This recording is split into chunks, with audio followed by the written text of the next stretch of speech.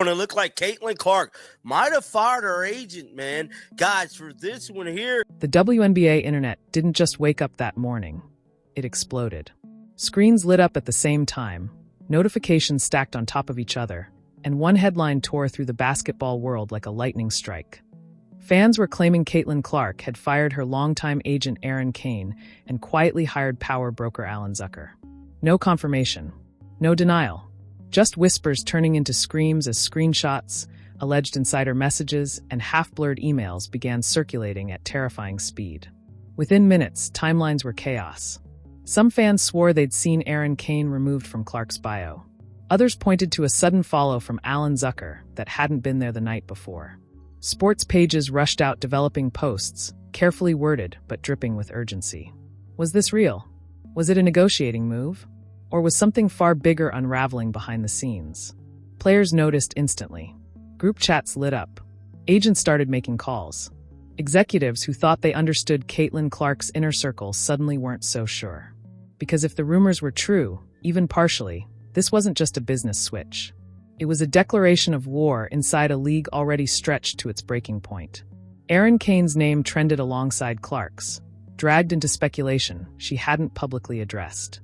Alan Zucker's reputation alone sent shockwaves. A closer known for aggressive leverage, silent power plays, and deals that changed careers overnight. Fans began connecting dots, digging up old interviews, dissecting every pause in Clark's recent silence, as if it were evidence. And Caitlin Clark herself? Completely silent. No tweet. No statement. No clarification. That silence only poured gasoline on the fire.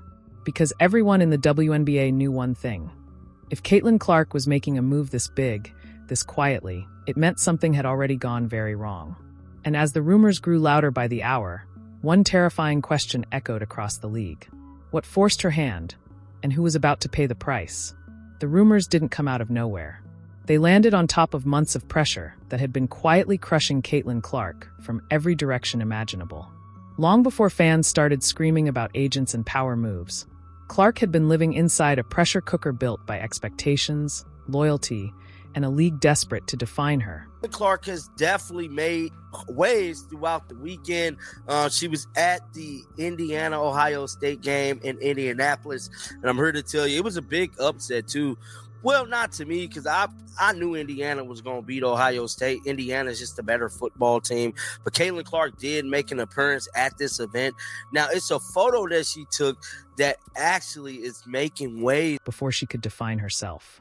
From the beginning, Erin Kane wasn't just an agent in the public eye. She was framed as a protector.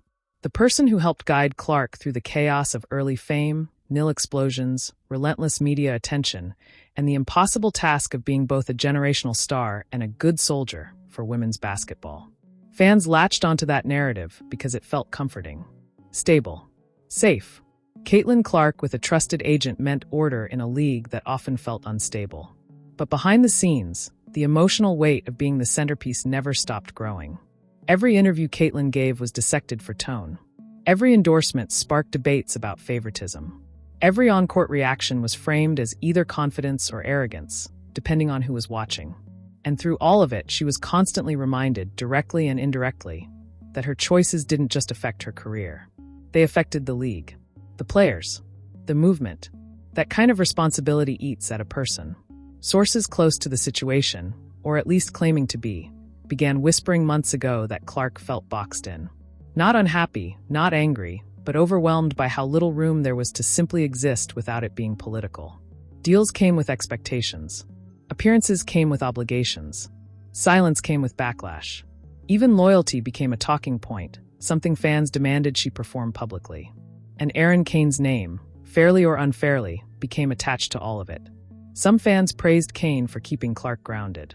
Others quietly questioned whether Clark was being shielded too tightly, guided too carefully, protected in ways that limited her leverage at the exact moment her leverage was at its peak.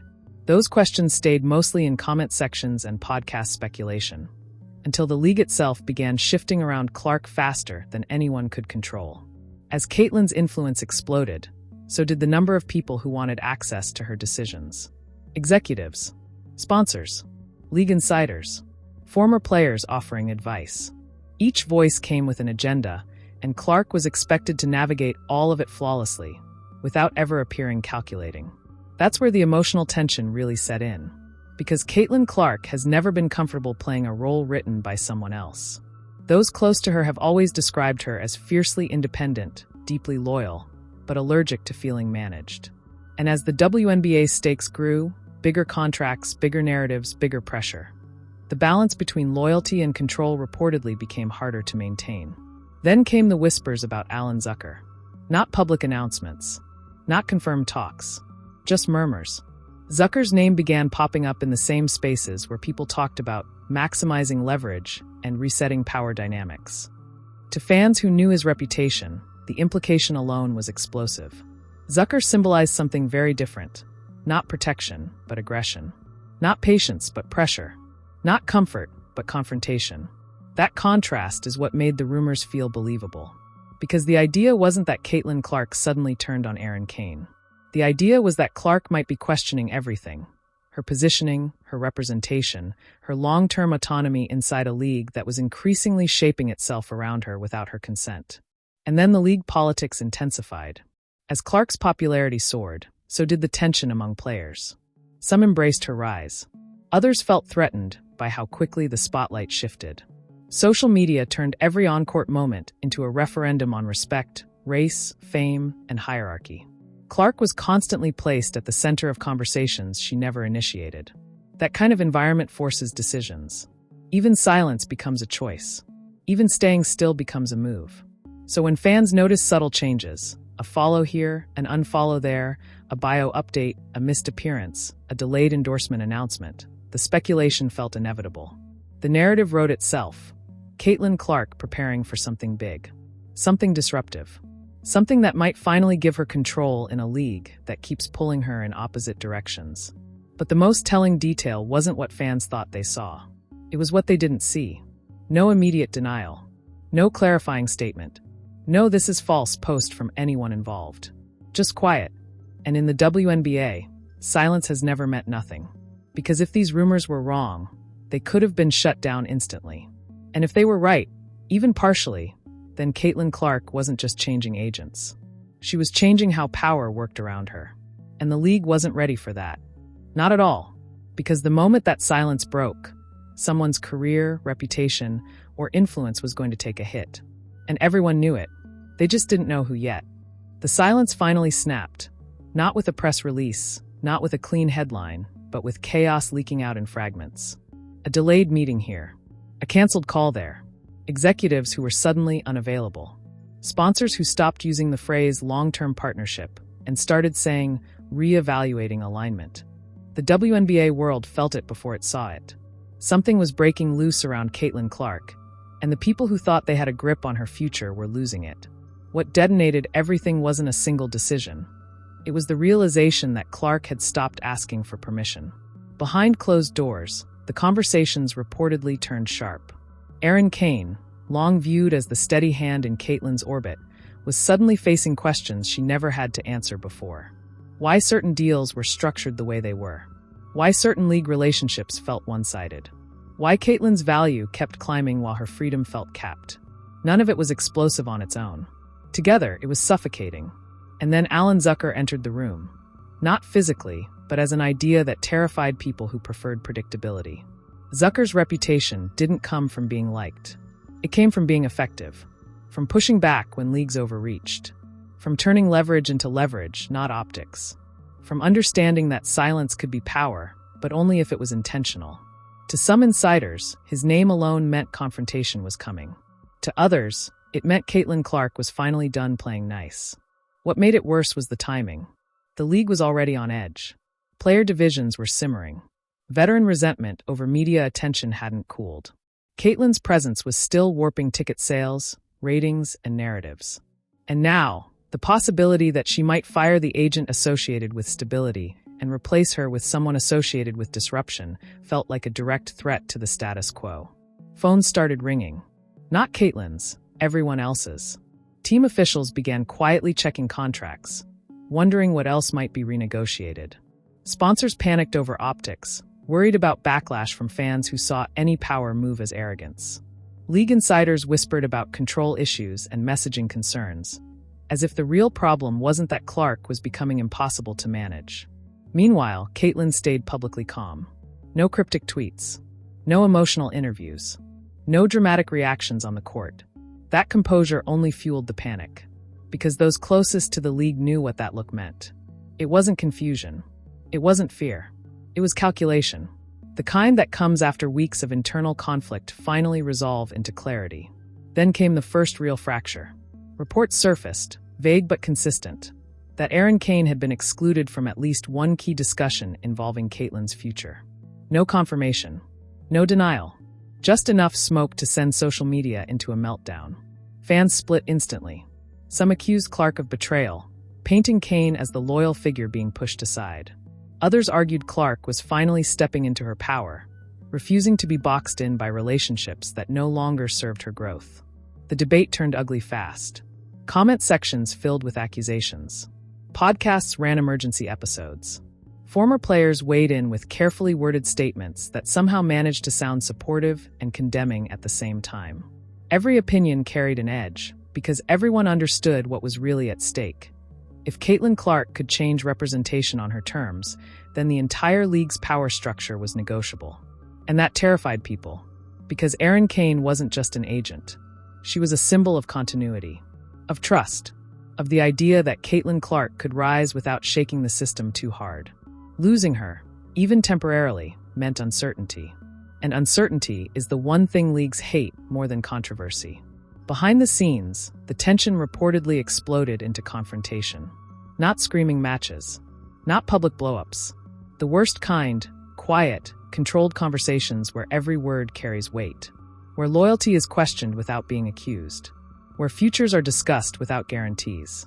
Where both sides realize the relationship they built might not survive the person Caitlin Clark was becoming. And through it all, Alan Zucker's presence loomed larger.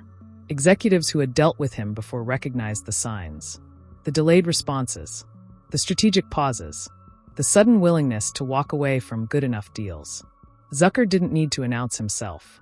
His fingerprints were in the shift itself. The pace changed. The tone hardened. The leverage recalculated. That's when the league politics turned vicious. Anonymous sources began floating narratives.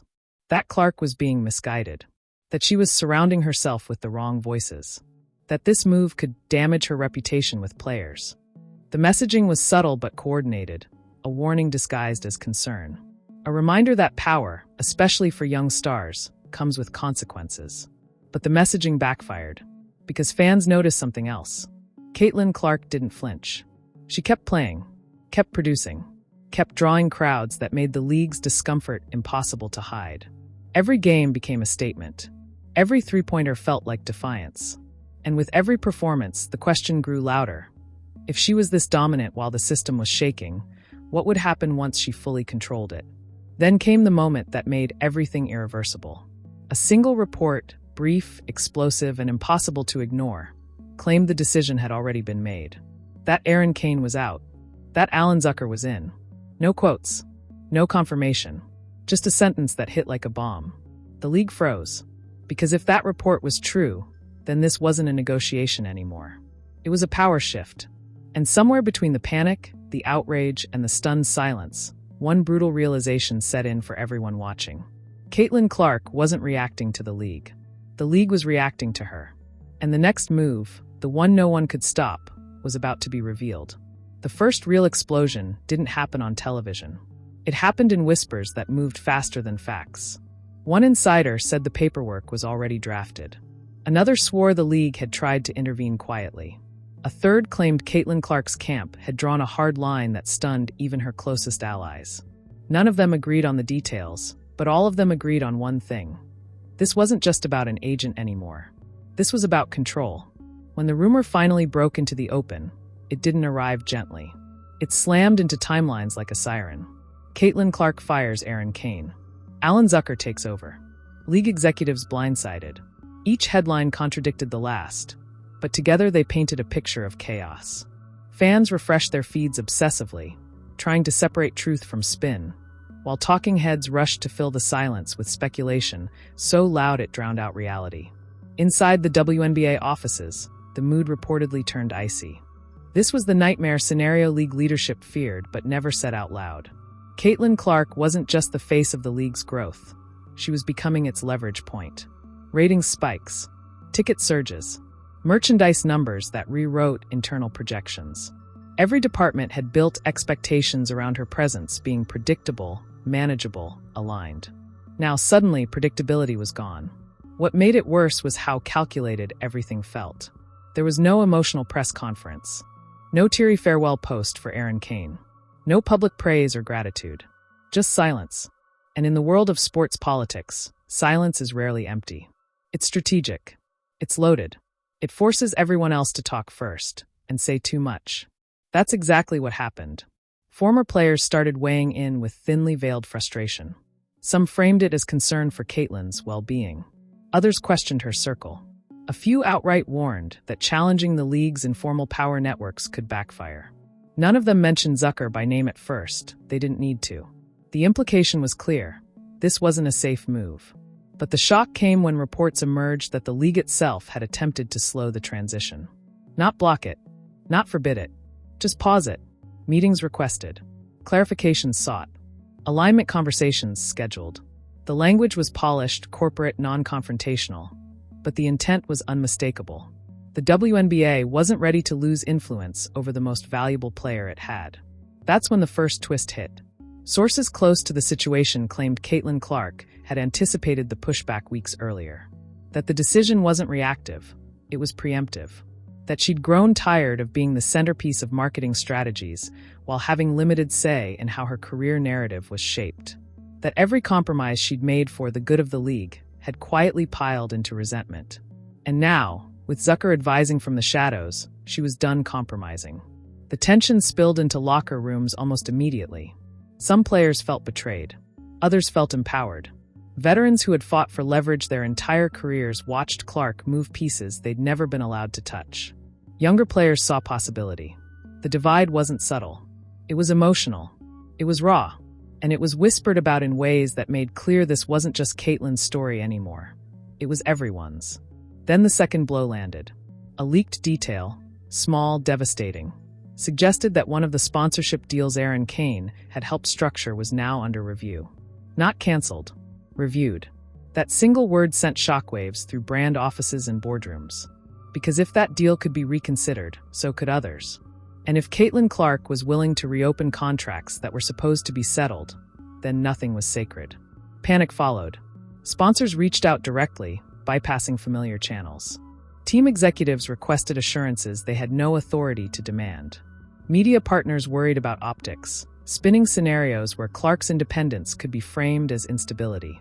The narrative machine kicked into overdrive, trying desperately to recast the moment as messy rather than intentional. But the deeper insiders saw something else. They saw a chessboard. Alan Zucker's fingerprints were suddenly everywhere. The timing of leaks. The measured silence. The refusal to clarify details that would calm markets. This wasn't damage control, it was leverage creation. Every unanswered question raised Caitlin Clark's value, while simultaneously reminding the league how fragile its grip really was. And then came the confrontation no one expected to become public. During a closed-door meeting, meant to be routine, meant to be procedural, voices reportedly rose. Not shouting, but sharp enough to cut. Caitlin Clark, calm but unyielding, reportedly pushed back against assumptions about her role, her obligations, her responsibility to league image. The response she gave stunned people in the room. She didn't argue emotion. She argued numbers. Revenue. Growth. Engagement. Market impact. She spoke like someone who had done her homework, or had someone do it for her. And in that moment, the dynamic shifted. This wasn't a young star being advised. This was a power player stating facts that couldn't be dismissed. The room went quiet, because everyone understood what that meant. If Caitlin Clark was willing to frame her value that explicitly, then the old rules didn't apply anymore. She wasn't asking to be protected. She was demanding to be respected. And respect in institutional settings is often granted only when fear enters the equation. Fear arrived quickly. Anonymous narratives grew harsher. Stories questioning Clark's team-first mentality. Rumors suggesting internal resentment from teammates. Subtle character critiques leaked just fast enough to be deniable. The goal was obvious: apply pressure without leaving fingerprints. But once again, the strategy failed. Fans rallied instead of recoiling. Clips of Caitlyn's performances circulated with captions about ownership, autonomy, evolution. Hashtags reframed the story from controversy to empowerment. And for every critic warning she was rocking the boat, there were 10 voices asking why the boat needed to stay so rigid in the first place. That's when the most dangerous twist emerged. A credible report suggested that Caitlin Clark's camp had explored options beyond the league's preferred pathways. Not departures, not threats, options, international exposure, alternative structures, long-term leverage plays that didn't rely solely on WNBA approval. The implication alone was enough to send shockwaves through league leadership, because that crossed a line. Until now, the conflict had been internal: agents, contracts, representation. This hinted at something bigger. A future where Caitlin Clark's career wasn't confined by traditional frameworks. Where she wasn't just the league's crown jewel, she was her own entity. The meeting schedules changed again. Urgent calls replaced polite emails. Executives who had never needed to negotiate suddenly needed to persuade. And somewhere in the middle of that scramble, one brutal truth became impossible to ignore. This wasn't a rebellion fueled by ego. It was a recalibration fueled by clarity. Caitlin Clark wasn't burning bridges blindly. She was deciding which ones were worth crossing, and which ones she no longer needed. As the dust swirled and the pressure mounted, one question loomed larger than all the others, hanging over every conversation, every headline, every panicked whisper. If Caitlin Clark was willing to challenge the system this openly, this early, what was she preparing to do next? And when that answer surfaced, it threatened to shake the league even harder than the agent firing ever could. The escalation didn't come with a press release. It came with consequences that rippled outward so fast the league barely had time to brace. What began as whispers about representation had now morphed into a full-blown power struggle, and the atmosphere around the WNBA shifted from uneasy to combustible almost overnight. Team executives started behaving differently. Conversations that once felt routine suddenly carried an edge. Meetings ran longer. Emails were reread 3 times before sending. Everyone was watching Caitlin Clark's next move like it was a live wire, because now it was clear she wasn't improvising. She was executing. The first visible crack came from inside her own team environment. Practice footage leaked, nothing dramatic on the surface, just body language that didn't lie. Teammates glancing instead of speaking. Assist drills that felt mechanical. Coaches overcorrecting with encouragement that sounded forced. Caitlin stayed locked in, jaw tight, eyes sharp, saying little, doing everything. The silence around her had become deafening. Then the second twist detonated. A report surfaced suggesting that Erin Kane hadn't simply been fired. She had been cut out of a critical late-stage negotiation without warning. Not replaced gradually. Not transitioned. Removed. The implication was brutal. Either Caitlin had lost trust completely, or someone had crossed a line that couldn't be uncrossed. Social media turned savage. Some fans defended Clark fiercely, arguing she was reclaiming agency in a system that had taken it for granted. Others accused her of disloyalty, painting Kane as collateral damage in a ruthless climb. The debate fractured communities, pitted longtime supporters against each other, and bled into player discussions in ways the league could not control. But behind the noise, something far more serious was unfolding. Alan Zucker wasn't just advising. He was reshaping the board. Sponsors that had once communicated exclusively through league-approved channels suddenly found themselves fielding parallel conversations. Not demands, questions. Clarifications. Hypotheticals. What if exposure looked different? What if partnerships extended beyond traditional timelines? What if Caitlin Clark's brand wasn't filtered through anyone else's priorities? Those questions alone were enough to rattle nerves. Because the WNBA had spent years carefully managing growth, ensuring stars rose within a structure that preserved centralized influence. Caitlin Clark was now threatening that balance without ever raising her voice. And the most dangerous part? She was doing it calmly, with numbers and options instead of emotion. League leadership responded the only way institutions know how, by tightening control. Internal memos emphasized unity. Messaging stressed collective progress. Commentators close to league circles began nudging narratives toward responsibility, subtly framing independence as risk. The language was soft, but the intent was unmistakable. Remind everyone who the system belonged to. It backfired. Players started asking questions they'd never felt safe asking before. About compensation, about visibility, about why some voices carried weight while others were politely ignored. Caitlin Clark hadn't said any of this publicly, and that was the most destabilizing part. Her actions had given others permission to think out loud. Then came the meeting that changed everything. A high-level discussion intended to stabilize relationships, instead exposed how deep the fracture had become. Caitlin Clark, reportedly flanked by a noticeably different energy from her camp, listened more than she spoke. When she did speak, it was measured, devastating in its restraint. She reportedly questioned assumptions about loyalty being one-directional, about sacrifice being expected only from players, about why growth metrics were celebrated publicly while leverage remained taboo behind closed doors. No accusations, just facts. The room reportedly shifted from defensive to alarmed. Because this wasn't a star venting frustration. This was someone auditing the system. And audits make people nervous. The fallout was immediate. Rumors of internal resistance hardened into confirmation. Certain executives pushed back harder, framing Clark's moves as destabilizing. Others quietly urged compromise, fearing the optics of escalation. The divide wasn't ideological, it was existential. One side believed control preserved order. The other feared losing relevance entirely. And in the middle stood Caitlin Clark, unbothered by the noise, focused on leverage she hadn't even fully revealed yet. That reveal came quietly.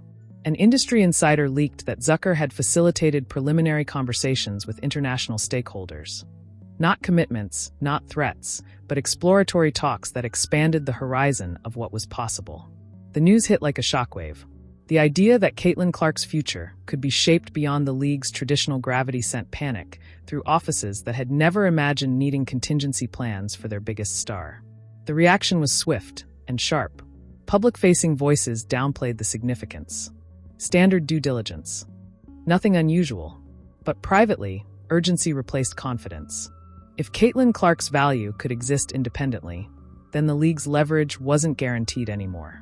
And that realization scared people who had grown comfortable with the balance of power. Pressure followed. Subtle at first. Then less so. Narratives shifted again. Suddenly, stories framed Clark as distant, as overly managed, as influenced. Old clips were recontextualized. Neutral moments turned into alleged slights. The goal was transparent. Soften her image just enough to reassert control. Instead, it ignited backlash. Fans recognized the pattern. They'd seen it before, not just in basketball, but across sports and entertainment. When someone pushes back against a system, the system responds by questioning their character. The response online was fierce, unified, and louder than anything the league had anticipated. Caitlin Clark still didn't respond. Her silence, once interpreted as uncertainty, now read as confidence. And then came the escalation no one was prepared for. A respected reporter hinted, carefully, deliberately, that Clark's camp was reconsidering the timing of certain league-aligned commitments. Not canceling, reconsidering. The distinction was lethal. It suggested flexibility, choice, power. The league moved quickly after that. Emergency strategy sessions, damage control calls. Messaging recalibrated overnight. The tone softened. Suddenly, respect and collaboration replaced cautionary language. The pivot was obvious and too late to hide. Because Caitlin Clark had already proven something irreversible. She didn't need to threaten the system to change it. She just needed to show she could exist without its permission. As the season pressed on and the pressure intensified, everyone waited for the next shoe to drop. Players, executives, sponsors, fans, they all felt it. The sense that this story was far from over, that the biggest revelation was still being held back, deliberately, strategically. And somewhere behind closed doors, with timelines tightening and leverage peaking, Caitlin Clark was making a decision that would either redefine the WNBA's future or expose just how far the league was willing to go to protect its power. The fallout didn't creep in, it erupted. It spilled out of comment sections, flooded post-game interviews, hijacked studio panels, and turned every WNBA conversation into a referendum on power, loyalty, and control. The league tried to steady the narrative, but the emotional wave was already too big, too raw, too personal to contain. Fans were split straight down the middle, and neither side was quiet. One camp treated Caitlin Clark like a symbol of overdue change. They posted side-by-side graphics of sold-out arenas and ratings spikes, captioned with words like value, leverage, and respect. They replayed clips of her being doubled, shoved, targeted, then calmly drilling impossible shots. To them, this wasn't rebellion. It was survival. It was evolution. It was a star finally refusing to be handled. The other camp bristled with resentment. They questioned timing, tone, motive. They framed her silence as arrogance, her moves as entitlement. Old debates resurfaced, sharpened by jealousy and fatigue. Why her? Why now? Why did the league have to bend for one player when so many others had sacrificed quietly for years? That question cut deepest inside locker rooms. Veterans felt the tension instantly. Some sympathized with Clark's position but feared the consequences. Others felt overshadowed, worried that her growing influence would distort hard-fought progress into a single-player narrative. Younger players watched closely, measuring courage against risk, wondering if this moment was a door opening or a warning. Coaches were caught in the crossfire. Press conferences turned into psychological minefields.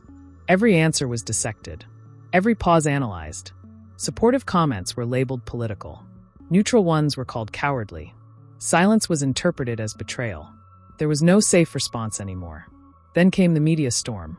Daytime shows argued morality. Nighttime panels debated leverage. Former players disagreed publicly, sometimes emotionally, sometimes bitterly. Social clips went viral not because they were insightful, but because they were explosive. Every disagreement became content. Every opinion became fuel. And through it all, Caitlin Clark still said nothing. That silence began to hurt people. Erin Kane, once a background figure to most fans, became a lightning rod. Sympathy surged, then backlash followed. Her name trended repeatedly, often without context, often without mercy. She never attacked Clark publicly. She never defended herself loudly. And that restraint only deepened the discomfort, because it left a vacuum where speculation thrived. The league tried to stabilize optics. Statements emphasized unity, growth, shared success. The language was careful, polished, rehearsed. But emotionally, it landed flat. Fans weren't asking for slogans. They were asking for honesty. And honesty was the one thing no institution seemed willing to offer. Sponsors reacted next. Some quietly paused campaigns. Others doubled down, signaling alignment without explanation. Brand managers scrambled, trying to predict which side history would favor. No one wanted to be caught supporting the wrong narrative. The uncertainty alone cost momentum, and momentum was the league's lifeblood. Inside arenas, the energy shifted. Crowds were louder, sharper, more polarized. Every Caitlin Clark possession felt loaded. Cheers sounded like statements. Boos sounded like judgments. The game itself became secondary to the symbolism unfolding on the court. Players felt it. You could see it in tighter rotations, in overhelped defense, in forced shots fueled by emotion instead of rhythm. Then the emotional cracks widened. Reports surfaced of tense private conversations between players who had never argued before. Friendships strained. Trust questioned. Some felt pressured to choose sides. Others withdrew entirely, exhausted by the constant scrutiny. The league had always prided itself on community. Now that community felt fragile. And still Clark didn't speak. Her silence, once powerful, now became painful for some. Fans begged for clarity. Teammates wanted reassurance. Critics demanded accountability. Everyone wanted something from her, an explanation, a denial, a declaration. Anything to stop the spiral. What they got instead was something far more unsettling. A subtle shift in scheduling. A quiet recalibration of appearances. A noticeable change in how access was managed. Not confrontational. Not dramatic. Just different. Intentional. Controlled. People noticed. Analysts whispered that this was phase 2. That the emotional chaos wasn't accidental. It was pressure testing. Seeing who panicked. Who overreached. Who revealed their priorities under stress. The fallout wasn't just being endured. It was being studied. That realization sent a chill through the league. Because if Caitlin Clark was observing instead of reacting, then the next move wouldn't be emotional. It would be surgical. And suddenly, everyone who had spoken too loudly, assumed too much, or tried to frame her story for her began to worry. What if they'd already miscalculated? As the noise peaked and fatigue set in, one thing became undeniable. The league could not return to the way things were. Too much had been exposed. Too many questions had been asked. Too many emotions had been stirred. And hanging over all of it was the same unanswered fear. If this was just the fallout, if this was what happened before Caitlin Clark finally spoke, what would happen when she decided to tell her side of the story? The final twist didn't arrive with noise. It arrived with timing. Just when the league thought the storm had peaked, when fatigue began dulling outrage and narratives started hardening into assumptions, everything shifted in a single surgical moment. It happened late at night, quietly enough that only the most plugged-in fans noticed at first. One calendar change, one withdrawn appearance, one subtle update that shouldn't have mattered, but did. Caitlin Clark's camp pulled out of a previously locked-in, league-aligned commitment. No explanation, no drama, just a clean withdrawal. That's when panic stopped being theoretical. Executives scrambled, not because the appearance itself was irreplaceable, but because of what it represented. That commitment had been symbolic, a signal of alignment, cooperation, normalcy. Its sudden absence felt like a door closing without warning. And worse, it suggested that Caitlin Clark wasn't reacting to pressure anymore. She was setting terms. Behind the scenes, whispers sharpened into fear. Not of rebellion, but of precedent. If Caitlin Clark could opt out this cleanly, this confidently, what stopped others from following? What stopped stars from choosing leverage over loyalty, strategy over silence? Then came the revelation no one saw coming. A trusted industry voice hinted that Clark's camp had completed an internal review, not just of representation, but of career architecture. Long-term positioning, control of narrative, independence from league-managed pathways. The language was careful, but the implication was explosive. This wasn't about Aaron Kane anymore. This wasn't even about Alan Zucker. This was about ownership. Not financial ownership, something far more dangerous. Narrative ownership, power over timing, control over access. The very things leagues rely on to shape stars into predictable assets. Suddenly, earlier moments snapped into focus. The silence, the refusal to clarify, the calm amid chaos. It hadn't been avoidance. It had been leverage accumulation. Insiders began to speculate that Caitlin Clark had intentionally allowed confusion to grow. Not maliciously, but strategically. Let assumptions expose themselves. Let pressure reveal priorities. Let allies and adversaries identify themselves without prompting. And they did. Some voices that claimed to protect the league's future revealed fear of losing control. Some supporters exposed resentment they hadn't fully processed. Some executives said too much, too quickly, under stress. The system showed its seams, and once seen, they couldn't be unseen. The league attempted one final reset. Backchannel outreach intensified. Tone softened. Language shifted toward partnership. The message was clear. Reconciliation was possible. Collaboration was welcome. The door, they insisted, was still open. But there was a problem. Caitlin Clark no longer needed that door. Another quiet detail emerged. Easy to miss unless you knew where to look. A subtle restructuring of her media footprint. Fewer intermediaries. Tighter access. Cleaner messaging pipelines. Not louder. Smaller. More controlled. It looked less like retreat and more like fortification. Fans noticed the difference immediately. Interviews felt sharper. Appearances felt intentional. Nothing seemed accidental anymore. Caitlin Clark wasn't disappearing, she was curating. And that terrified people, because curation implies agency. And agency, when wielded by someone with her influence, destabilizes institutions built on managed exposure. The league's worst fear wasn't that she would leave. It was that she would stay, but on her terms. That she would play, dominate, draw crowds, fuel growth, while no longer being fully containable. That possibility changed everything. Then came the final, chilling hint. A late-night report suggested that Caitlin Clark's next public statement, whenever it came, would not address rumors individually. No agent drama. No denials. No clarifications. Instead, it would reframe the entire moment. One statement. One message. One narrative reset that couldn't be pieced apart or redirected. A declaration, not a defense. That idea alone sent shockwaves through the league. Because if Caitlin Clark spoke once, decisively, after letting everyone else talk themselves into corners, the damage wouldn't be reversible. Narratives would collapse. Power dynamics would shift. And the league would be forced to respond on ground it didn't control. As the basketball world waited, nerves frayed. Players wondered where they stood. Executives questioned past assumptions. Fans refreshed endlessly, caught between anticipation and dread. And Caitlin Clark? Still silent, still composed, still holding the moment.